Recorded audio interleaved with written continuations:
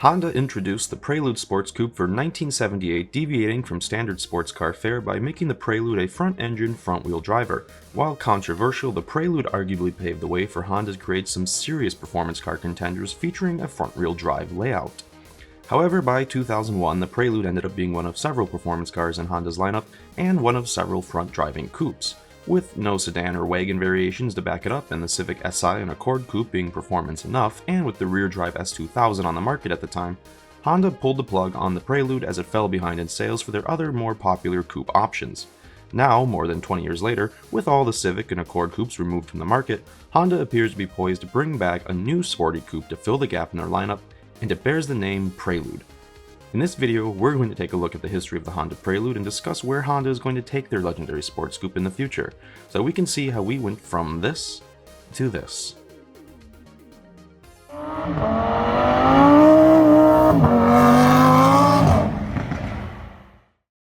Honda launched the first generation of the Prelude coupe in 1978 and gave it a world premiere in 1979 at the Amsterdam International Motor Show. Despite marketing it as a sporty new coupe, the first Prelude was more along the lines of a coupified Honda Accord, using similar architecture, suspension, and the same engines. If anything, the car was arguably a somewhat rushed competitor to the successful Toyota Celica. However, the Prelude did manage to have some cards up its sleeve, including borrowing the standard power steering from the Accord, which was unique at the time, and the Prelude was also the first Honda to feature a power sunroof. Making these tech options standard equipment would in some essence preview the future of the Prelude as a tech-savvy car. The second generation debuted in 1983, slimming the design, adding pop-up headlights, and heavily reworking the suspension, and greatly improving the handling by adding a new double wishbone front suspension design and McPherson struts in the rear. A 2-liter engine option in the SI trim offered 110 horsepower and a 0-60 time of around 9 seconds, which was a massive improvement over the previous generation's unimpressive 19-second run. Technological improvements included Honda's new anti-lock brake system, called ALB, which creatively just stood for anti-lock brake. However, for these generations, the Prelude proved to be relatively unpopular, although contemporary reviews seemed relatively positive. The car's higher price and worse driving dynamics in the face of certain competition made them relatively unpopular choices, especially in Europe. The car's popularity, however, would get better. The third generation Prelude debuted for 1987, featuring a much more refined design and more clearly showcasing the Prelude's short back and long hood design cues, which had been there since the beginning but weren't as clearly defined before.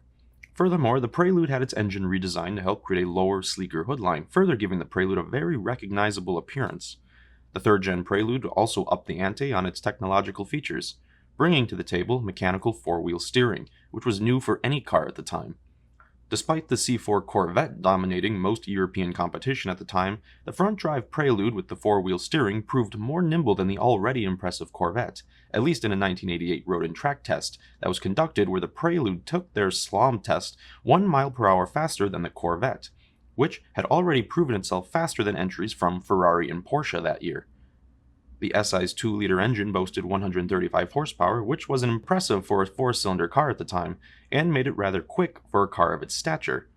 An upgraded 2.1-liter engine appeared for 1990, adding 5 extra horsepower. 2 special editions, the SI States and the SI TCV, also added a viscous limited slip differential, although the SI State forcibly paired the LSD with an automatic transmission, while international versions kept the 5-speed manual option. The fourth generation car, debuting for 1991, came with an even bigger change: the styling.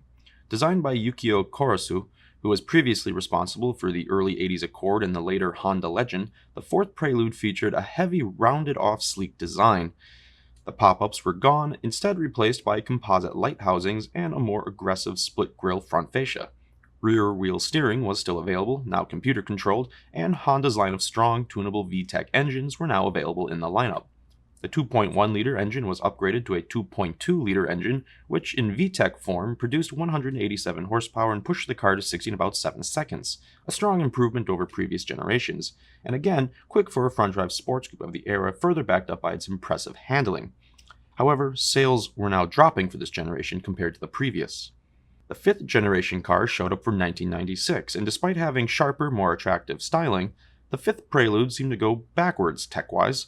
Much effort was concentrated on improving the styling and making the interior more luxurious, creating more of a GT feeling with the car. The previous generation's 58-42 weight distribution became a 63-37 distribution, with a much heavier front end.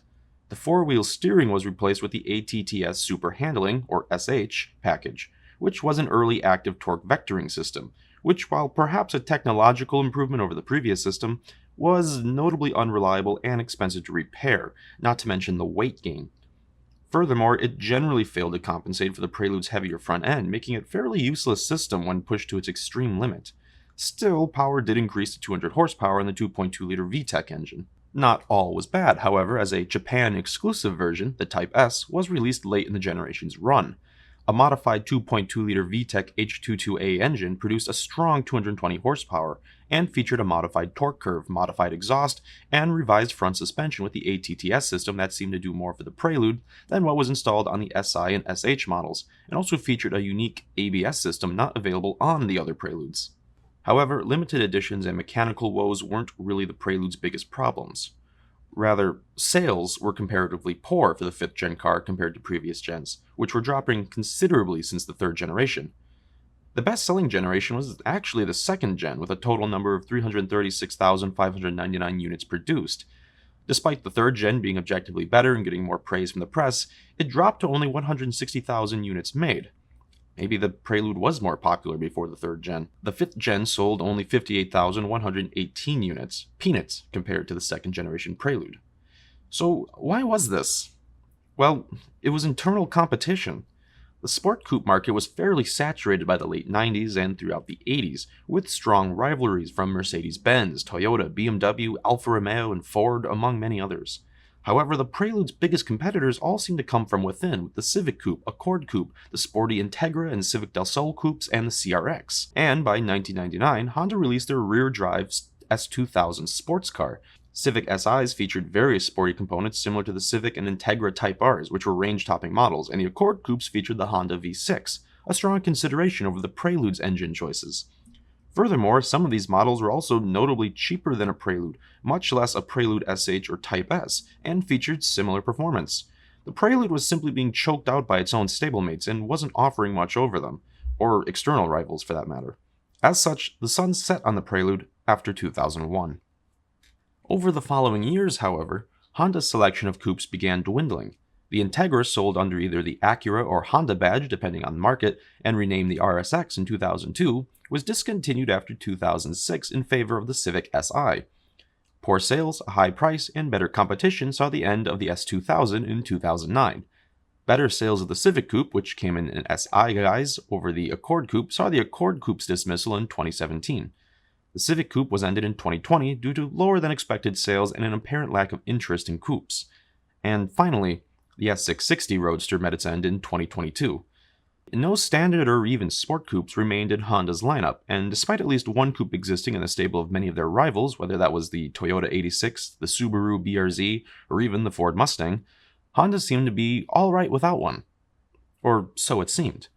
Perhaps due to a rise in interest of sporty coupes again, or maybe because they just wanted a break to make something new, Honda revealed in 2023 that they actually weren't quite done with coupes yet, when at the 2023 Japan Mobility Show, they showcased a new hybrid-powered sports coupe bearing the Prelude name.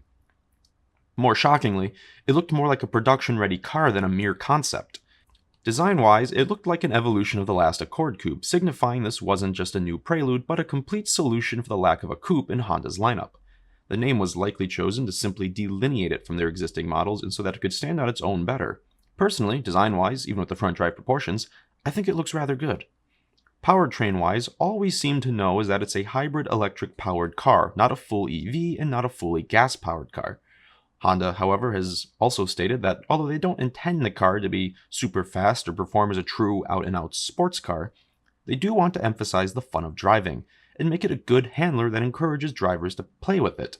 Although in that same line of thinking, Honda Project Chief Engineer Tomoyuki Yamagami has said that the Prelude won't be anywhere near the Civic Type R or Integra Type S in terms of performance, and likely won't be useful as a track toy out of the box. Reportedly, the plan is to release the Prelude as a production car sometime between 2025 and 2026, where it will likely be counted as competition towards the like of the 86 Twins and the Mustang EcoBoost, with its hybrid power perhaps trying to draw some attention away from the hybrid Dodge Charger coupe, despite the fact they'll likely have a massive power difference. The hybrid option is also interesting, as if the Prelude maintains pricing somewhere around the current Civic or Accord, it would be a rather unique option in its class, as there really aren't any other coupes with hybrid powertrains in that price range. Or really, there aren't really any hybrid coupes at all for the moment. Pricing is apparently expected to be between $31,000 and $38,000, although no exact pricing has been released as of yet. The estimated starting price would place it slightly above the Civic Si. Power is unknown, although if it was to borrow the exact same hybrid power from the Accord hybrid, then that would put its power output at 204 horsepower, although more would be better if it's a sports coupe, though power could vary by trim level. The question, of course, is whether or not the Prelude will stick the landing. Most of the cheaper coupes that exist, like the 86, the Miata, and the EcoBoost, are pretty much all dedicated sports cars. Other non-pure sports coupes largely only exist in the higher-priced luxury range, like the BMW 2 Series or the Mercedes-Benz CLE-Class. As such, it remains to be seen if the more common people buying public will want to embrace a fairly regular coupe again, a segment that has largely been dying out save for sports cars. Historically, the Prelude has had ups and downs, but mostly downs. So we will just have to wait and see, and if it's good, I'd like to buy one. Thanks for watching.